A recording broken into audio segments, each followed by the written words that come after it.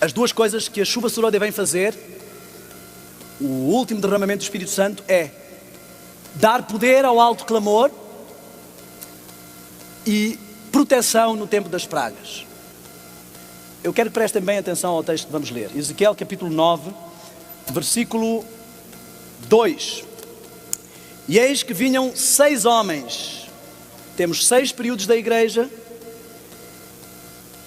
em que Cristo esteve a trabalhar, como trabalhou com Naamã, em 6 mergulhos. E diz um pouco mais à frente que estes homens vinham cada um com a sua arma destruidora na mão.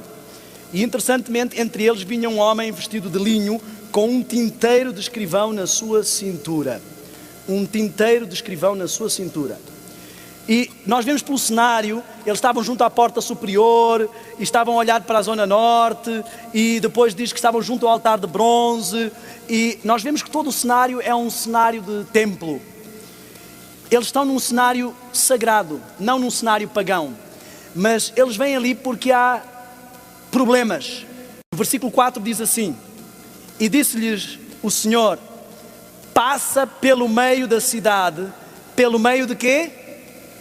Jerusalém. O que significa Jerusalém espiritualmente? Cidade do Senhor. Está depois descendo do céu, porque os santos vão estar lá. Deus quer morar com o seu povo no Monte de Sião. É o centro da sua atenção.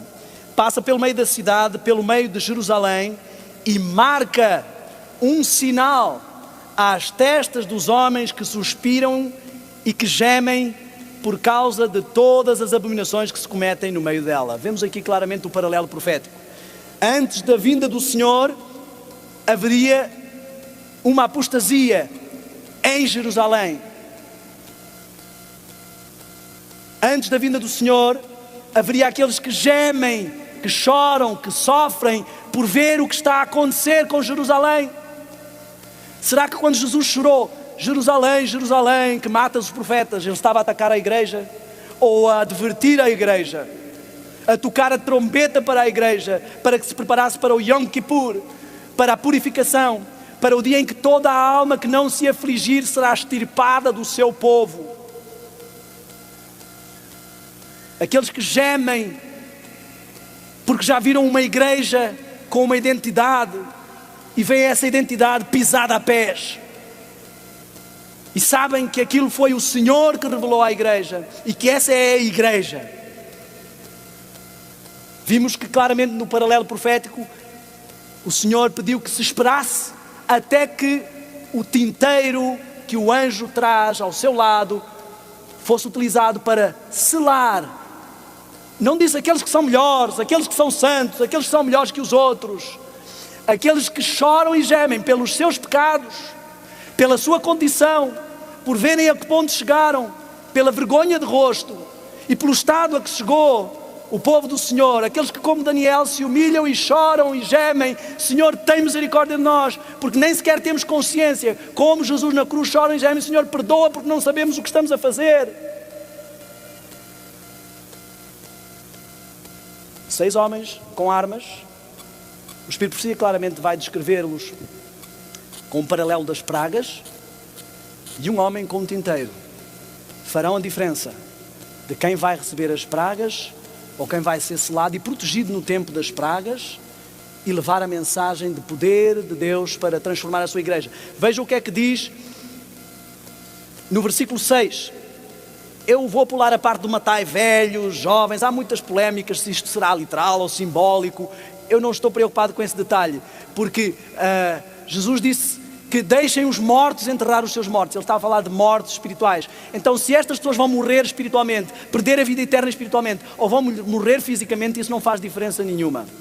É como quando Deus mandava uma punição e um povo inteiro morria. As pessoas dizem: mas como Deus foi tão cruel? Deus foi misericordioso. Quanta gente hoje, se o cão está sofrendo lá, o cachorrinho está sofrendo, mata o cachorrinho para ele não sofrer. Na realidade, Deus foi misericórdia, porque esse pessoal não ia a lado nenhum, não ia ser salvo, ia gastar aqui um tempo e espalhar maldade e a doença para toda a gente. Eu quero que entendamos aqui, não interessa se isto é matar ou não fisicamente, o ponto que eu quero realçar vem a seguir. Mas a todo homem, isto inclui mulher, homem no geral, que tiver o sinal não vos chegueis, e começai por onde? Pelo meu santuário.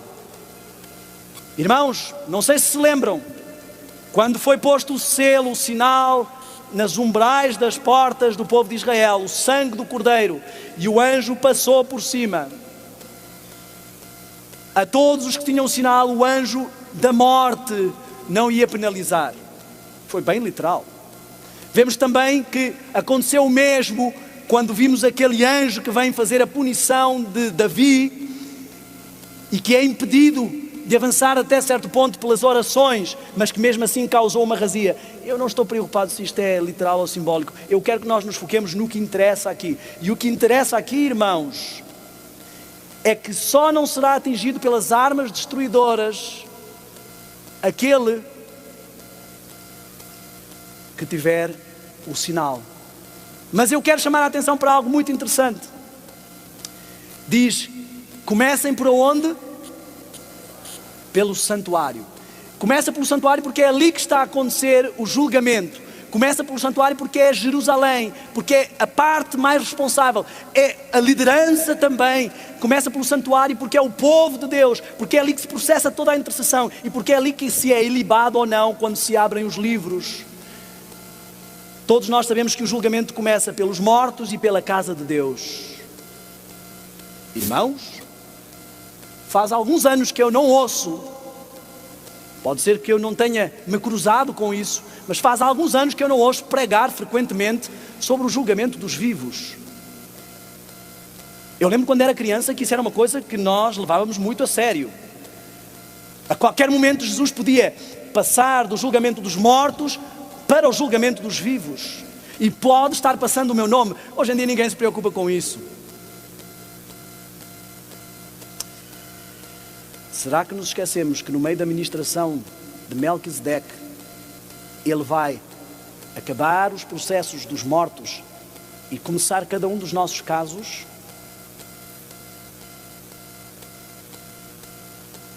Eu não quero entrar em teorias, que existe muita gente que diz que começou com o 11 de setembro. O Espírito Profecia diz que ela não tinha nenhuma indicação do Senhor de quando começaria o julgamento dos vivos.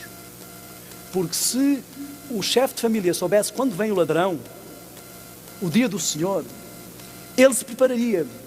Mas ele é surpreendido, como um ladrão da noite. O que surpreende as pessoas não é só a segunda vinda. O que surpreende o povo de Deus é o seu nome ser pesado e ser achado em falta. Não nos esqueçamos, irmãos, que o sumo sacerdote não vai tirar as vestes sacerdotais e vestir as vestes reais para vir nos buscar para a segunda vinda, todos contentes com trombetas, sem antes rever o nosso nome.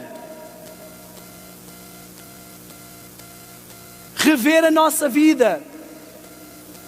Aqui tem muito essas investigações, não sei como é que chama, por causa dos mensalões e os políticos ficam desesperados quando chega o nome deles e vai ser tudo passado a fente fino. A sua esperança é tentar corromper, por vezes, a pessoa, comprar a pessoa que vai fazer a revisão. Não creio que consigamos comprar Melquisedeque. Ó irmãos, eu digo com sinceridade, nós andamos a brincar às profecias. Andamos a brincar aos crentes. Andamos a brincar às famílias. Nós não temos realmente consciência do que significa. Deus é santo. Ele é amor e fogo consumidor. É o que diz sempre a minha sogra. Fogo consumidor. Não é que Deus queira consumir. Alguém disse uma vez que quando Jesus morreu na cruz, houve trevas porque o Pai quis descer e estar junto do Filho e teve que velar, porque senão todos seriam consumidos. A bondade e a santidade do Senhor consomem a todos os que estão no santuário sem estar purificados. Se estamos no povo do Senhor, no santuário do Senhor, na presença do Senhor, sem o caráter e a glória do Senhor, seremos consumidos. Temos 150 anos de adventismo, o Senhor tem protelado o quanto pode passar a julgar os vivos e nós temos tolerado essa graça como se fosse de graça. Sabem, às vezes o meu filho, quando eu digo assim, olha, agora você foi longe demais e eu vou ter que te castigar. Foste longe demais, vou ter que te castigar. Ele suplica, vai. E daí a pouco, quando eu digo, ok, vou-te dar mais uma chance, ele esquece tudo. Já volta. E assim estamos nós. O Senhor tem dado misericórdia após misericórdia. E nós achamos que, ok, Ele perdoou outra vez. Vamos lá, voltamos para o mesmo. Irmãos, quero que falemos muito a sério sobre algo aqui. Estamos a ver claramente que estão a definir os cenários de um decreto. Os cenários de todas as coisas que estão profetizadas. Estamos a ver claramente que antes disso acontecer, há todo um processo que tem que acontecer com o povo de Deus.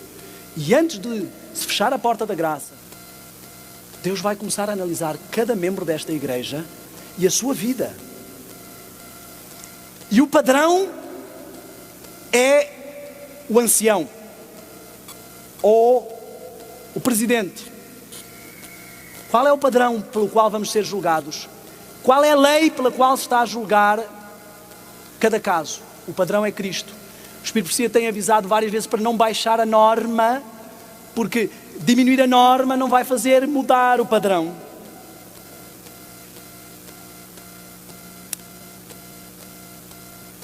Eu não me sinto pronto para que Deus comece a julgar a minha casa perante a norma de Cristo. E eu creio que quem quer que se sinta pronto não sabe o que está a dizer. E eu creio que chegou o momento de, como igreja, nós tomarmos consciência do que está a passar.